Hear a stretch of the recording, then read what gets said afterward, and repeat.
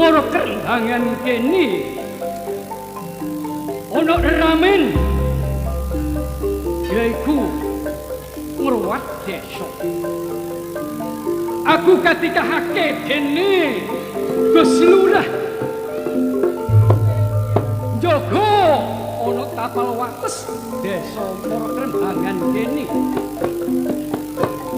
Ojo nganti ana jen pripayangan Banaspati utawa sing keganggu gawe ana desa mara kendhangan kene. Gus Lurah tepi samudra abareng kita karo aku mbok menawa ana pawongan sing ora kenal utawa warga desa mara kendhangan kene pun balekake. Mbok menawa bakal ganggu gawe anane ramen ana desa mara kendhangan kene. Saumpama ana pawongan utawa jin pripayangan bakal tak balekake.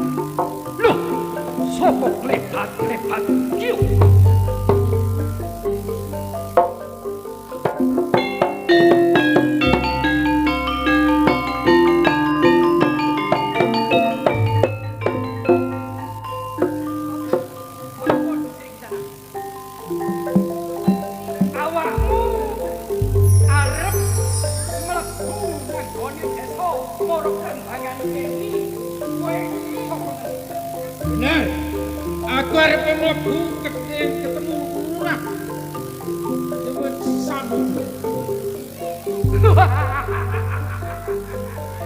Dadi kowe bakal nemoni Lurah Tepi Samudra. Bener. Dina iki Lurah Tepi Samudra ora kena diganggu. Mulai kowe bali yo.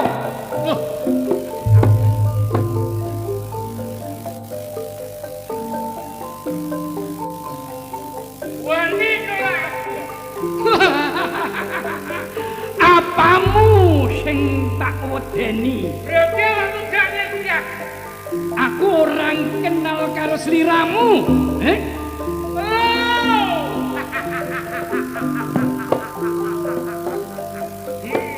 Ojo mung gemuyu.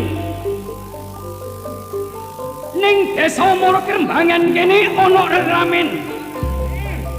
Bersih desa, ojo nganti desa mara kendhangan kene alangan apa-apa. Mulai kowe bali yo ojo gawe nungso. Mari. Iya. Mari Wijaya tak kenal karo.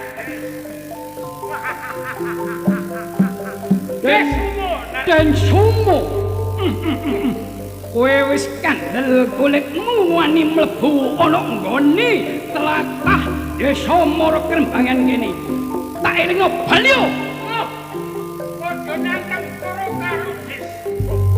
Lo desomo yen kowe wong sakti digdaya kuwasa jajal tokno sekabeh ngelmu. Ayo mungkin dosamu keneken jangan sing dosa tak buka dadaku rapalen sekabeh ngelmu.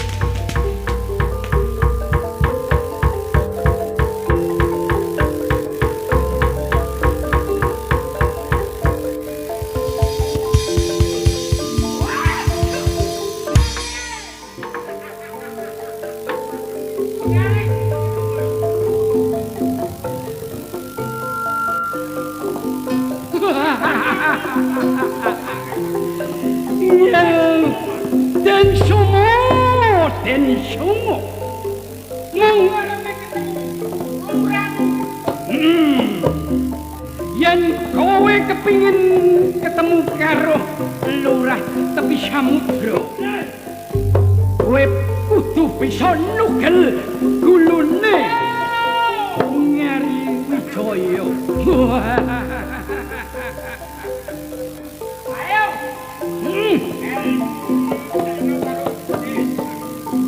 Dadi ngelmumu jejek. Ayo tapano nang gone jiwa ragane. Ayo Nyari Wijaya.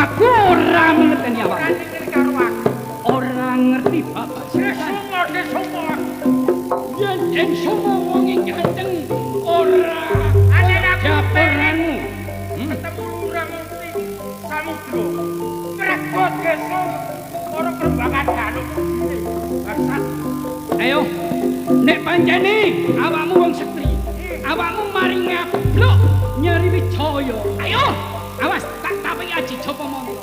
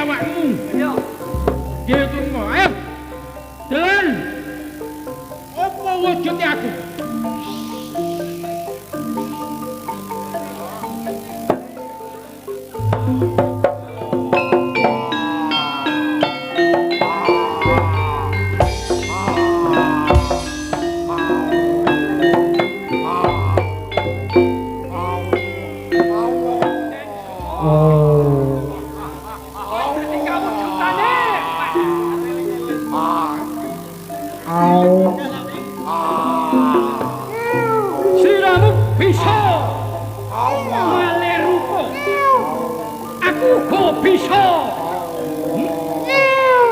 ngrapal aji mencolop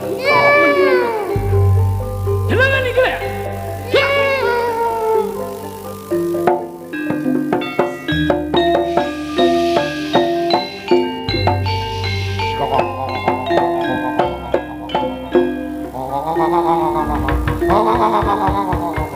Wow.